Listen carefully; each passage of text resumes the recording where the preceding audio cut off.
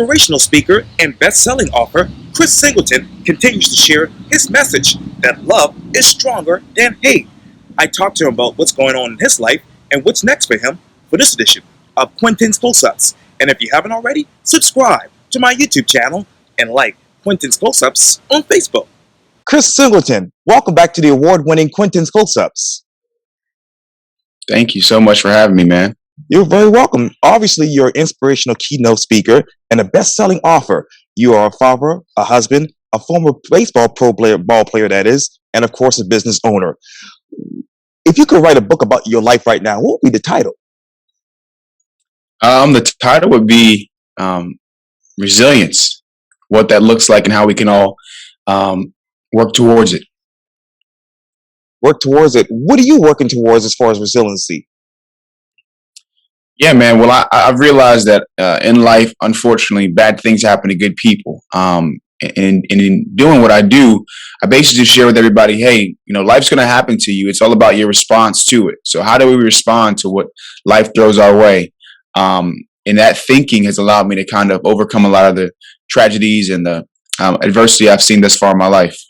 Oh, absolutely. And you know what? Let me talk to you more about that because obviously, you talk about, given, issues going on right now. Let me talk to you about obviously some things going on right now. And you just mentioned it. It's not about what happens to you, but it's all about your response to it. Obviously, as you know, racism has happened in this country a lot on different levels when you talk to a lot of people. What's your response to it? Yeah, man, it's sad. If you ask me, I think, unfortunately, people are always asking about what happened before, like what happened before this or before that. But wrong is wrong. And we need to be saying that wrong is wrong, regardless of what the instance is. Yes, sir. And in this instance, what should happen as far as unity? Say it one more time. I'm sorry. Yes, sir. And in this instance, when you talk about racism, how should we come together in unity? Yeah, well, my message is reminding people that nobody chooses their skin color, their first language, where they're born, who they're born to. But unfortunately, people just judge others based on those things every single day.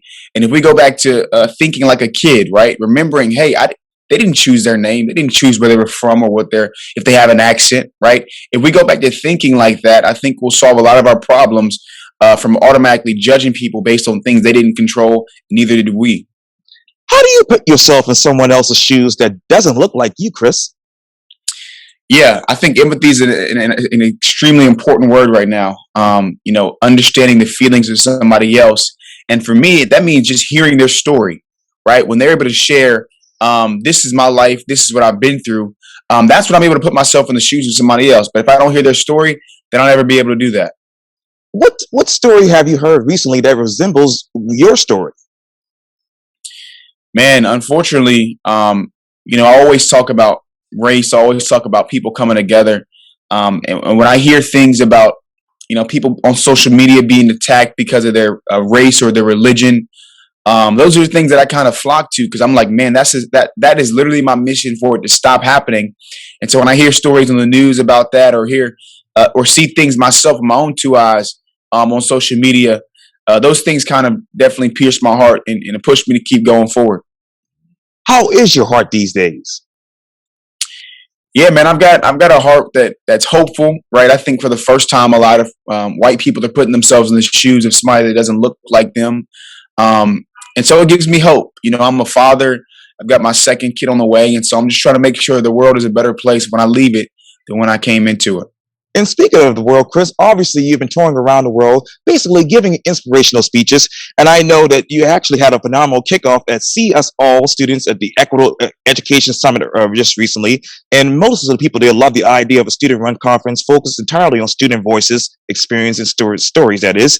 And obviously you speak truth according to a lot of people there. And you said this quote, inclusion is a feeling. What is that feeling right now?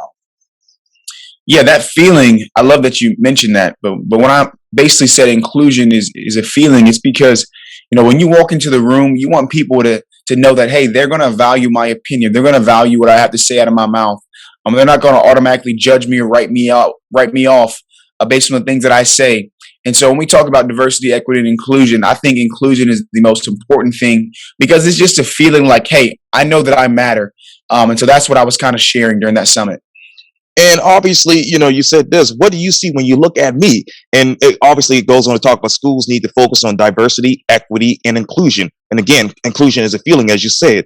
When people look at you, what do they see? Hopefully, I think they would see a man that's worked extremely hard to get through the adversity I've had to go through in my life. Hopefully, they see a man of character. But to be honest with you, man, sometimes people may just look at me as a young black man and assume certain things that are, completely false. And so that's kind of the stigma that we're trying to really, get away from. Because hopefully when they see me, they see my character, they hear all those things that maybe I've been through and I've overcome, then they'll see me differently. But if I don't open my mouth, or if they just see me on the street and they see a young black man, maybe they already have unconscious biases about me that just aren't true, as you probably know. And because of those things, that's kind of the work that I'm trying to do to make sure we address those things. Hey, this may be my unconscious bias, but I want to move forward in my life so I don't automatically think that about people. And what are those other issues besides the unconscious bias that really needs to be addressed? Yeah, one of the things that I've seen is people, having their opinion and not wanting to care about anything else somebody else has to say. And so, for instance, right, I always say everybody's got a story behind their opinion. And far too frequently, people have their opinion. And as soon as they hear somebody else with a different point of view, they stop listening. They shut off their ears. And they just want to move forward with whatever they were thinking before. But I think the best dialogue is had when you're able to have conversations with people from different backgrounds, maybe different beliefs.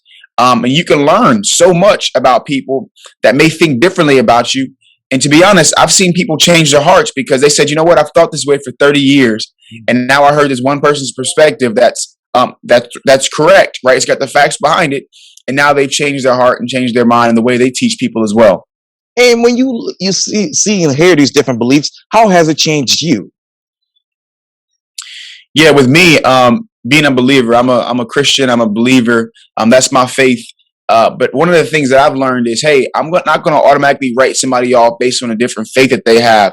I'm going to love them regardless, right? I'm going to love them because that's what I feel like my faith is about. It's centered on the love that Jesus had for us, dying for us from the cross. And so I love people regardless of what their religion is, what their faith may be. And so that's some of the things that I wish more people did, right? They're not going to write somebody off based on their faith or their lack of faith. You're just going to love them where they're at. And speaking of which, let me go back to your famous words. Love is always stronger than hate. We're here in Charleston. How strong is the love in Charleston 6 years later? Yeah, I think there's still love here, man. I always get stopped and people say, Chris, those words you said helped mend our city together. And I think that God was using me in that time, to be honest with you. And I told my wife, we're going to stay here in Charleston, right? We won't be moving. This is our home base. So I'm going to continue to spread the love each and every way possible that I can, whether it's with children's books, whether it's with serving the community, whether it's with speaking, whatever it may be. I want to continue to love people in this city so they can spread that love throughout the city just as well.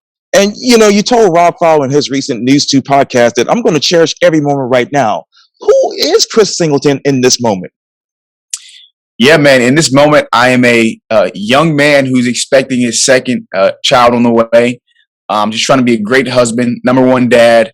I've been extremely blessed with a ton of opportunities to speak corporately to different NFL, NBA teams, the whole 9 yards. So I'm just trying to steward all the blessings I've been given and continue to work hard so it's sustainable. It's sustainable. You also told Rob, hey, listen, it's a marathon for me, not a sprint. When it comes to obviously erasing racism and trying to get unity, what mile are you on when it comes to getting people really together? Yeah, man, that's a good question. Sometimes I feel like I'm in the last stretch. I feel like I've been doing it for a while, but then anytime I see something that happens in the world, it just re-energizes me. And I know I've got so much further to go. So if I had to guess a mile, man, I would think I was on I was deep into the race, but now, man, I'm so young. I've got so much energy, so much passion for this subject that I'm just getting started. And, you talk about obviously going around the world and speaking to different corporations. Which one of those corporations matches your message? Yeah, I think a lot of the companies I serve now are starting to implement different things as far as human dignity training, as far as diversity, equity, and inclusion training. But if I had to guess, one company that I said, man, they crushed it, right? They're doing it a magnificent job. I'd probably have to say Microsoft, right? It's a huge company. They've got a great team, people that are 50 times smarter than I'll ever be, and they really want to serve the people that work for them, right? Their employees. They want to serve them the best way possible. And so when we talk about love, when we talk about love being stronger than hate, when we talk about coming together regardless of the different cultures, different races, religions, Microsoft does a great job at that. Yes, sir. And let me ask you this, what other training courses or classes do you want the other corporations to enact into their particular policies and procedures? Yeah, I think there's a great unconscious bias training that Harvard put on and it's free, right? So Harvard has that out. That I think every single person, whether you're working or whether you're a college student, whether you're a high school student, whether you're a teacher, it doesn't matter what you're doing. I think that's a great resource for people to use. It teaches you a lot about yourself, right? And one of the things I always say is, you don't beat yourself up for where you're at, but you want to make sure you're moving forward. Yes, sir. Let me go backwards because obviously, when I was listening to the podcast that you did with Rob Power just yesterday, you said, "Listen, our family moved here after my parents got remarried. We moved here when we were, in my sixth grade." If you could go back to sixth grade, what would you tell a Chris Singleton in the sixth grade? That's a good question, man. I would probably tell myself not to care as much about what people think about me, right? I think there's a famous quote that says, in order to know who you are, you need to know whose you are. And I believe as a child of God, I should, always, there should be a level of confidence that I have, knowing that I'm one of one, right? There will never be another one like me ever. And so just thinking back on me as a sixth grader, right? Middle school years, crazy years for everybody. The hormones are kicking in and you want to impress everybody here or there. I'd probably tell myself, man, just be you. And that's good enough. That's good enough. Absolutely. And let me ask you this again, moment of memory. What's that moment that you remember when you were on stage giving an inspirational story? Yeah, I think one of the coolest moments I had is, I was talking about love, and this was out in Seattle with an organization called the Service Conference, right? 4,000 or 5,000 students every single year. And this is pre-COVID, so we were all in the same room at the same time in this huge auditorium. And I'll never forget, I was talking about love, and a little girl, a sixth grader actually, like we mentioned, and she just stood up in front of everybody, thousands and thousands of people, and she was like, "I love you, Chris Singleton," right? And I was like, man, that was phenomenal that she had the courage to do that. And later on after, I actually talked to her teacher, and she said, man, Chris, your words rang true to her because she's going through a lot of stuff at home, and she just really felt the connection. That's why she said that. And so that moment right there definitely gave me fuel to keep pushing forward, even when I get tired on the road, right? Missing my family. Right. It definitely gave me motivation to just keep trucking forward. Trucking forward. And speaking of forward, if you could recreate that scene again inside a ballroom with all of these people from different corporations, what would you tell them will be your future? Yeah, my future, man. Well, like I said before, I'm really big on being a number one husband, number one father. So I want to be the best dad, the best husband that I can be. I want to be a staple in this community that I get to serve every single day here in Charleston, South Carolina. I want to continue to write children's books, but also write books for adults. So that's something that's coming up pretty soon, actually. And just continue to speak and serve the way that I do. I love what I get to do. It's an honor that I get to do it every single day. So just staying on course. Staying on course. You talk about obviously children's books and adult books. If you could write a book to your mom right now in heaven, what would the title be for that? Wow, that's a good question. So one of the things that I always say on my social media posts is that I can't let moms down, right? And so if I had to sum it up, it'd be Hope I'm Not Letting You Down. That'd probably be the title of the book.